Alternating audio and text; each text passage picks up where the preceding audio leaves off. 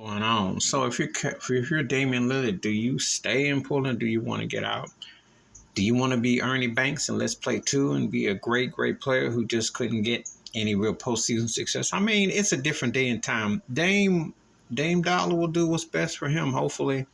But it's no easy fixes. I mean, you have to. Who would you team up with? Obviously, Philadelphia would be him and Embiid would be intriguing.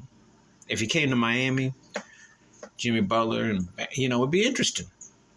I hope that trade for Bam to Portland ain't on the works because that would be a big chunk, especially since Bam was the best player on the Heat floor during the finals. But Dame is an interesting figure because he's a scoring machine. And there's always that one guy that gets in the way from people getting their moment to shine, like from that next moment. People talk about Jordan in last era, Shaq in the last era, Duncan last year, those guys. But then you got to throw Steph Curry in it because Steph got in the way of James Harden, Damian Lillard, those guys who are prolific scorers. And in any other era, not having to deal with Steph, and I do talk about Steph dominance because Steph cast a big shadow when you think about Dame. Dame is that dude that scores crazy and shoots them long shots like Steph. However, the results ain't the same. The success in the postseason ain't the same. Same thing with Harden.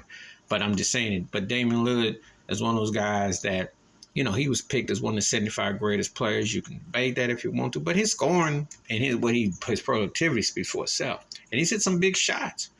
He just doesn't have a team that has center around it. And will he decide to do a Clyde Drexler and go somewhere?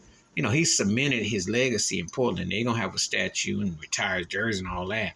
But what will he decide to do? It'll be interesting what happens today, what happens with Damian Lillard, because it's like a lot of guys. And the thing about it, Damian Lillard's situation is real common today when it wasn't so, because he's stuck between his old school and new school, because new school, you got a Donovan Mitchell who can go off a lot of points. You got guys today who are playing who can score like crazy. So what he's doing, he's one of the few, but he's also a veteran. So it's kind of like, what do you do? It's a real tricky, dicey situation.